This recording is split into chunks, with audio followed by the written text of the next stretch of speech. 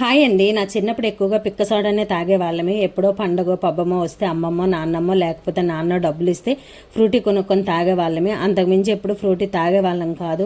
సంవత్సరంకో శివరాత్రిలా ఇంకా సమ్మర్ వచ్చిందంటే అమ్మ వాళ్ళకి మామిడి తోట ఉండేది. అందులో మామిడి పళ్ళు ఇంటికి తెస్తే బాగా పండిన మామిడి పళ్ళు పల్పు అంతా తీసేసి అందులో పంచదార వాటర్ వేసుకొని అదే ఫ్రూటీ అని ఫీల్ అవుతూ తాగి ఎంజాయ్ చేసేవాళ్ళం అనమాట.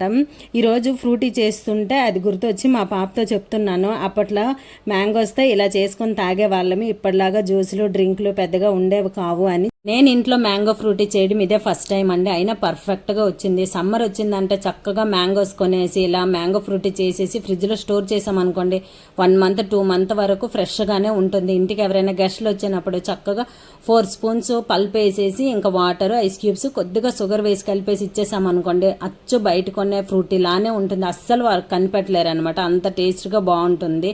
ఇంకా చేసిన కాంచి పిల్లలు అయితే తాగుతూనే ఉన్నారు అయిపోయేంత వరకు. వాళ్ళకి అంత నచ్చేసింది. Bye bye.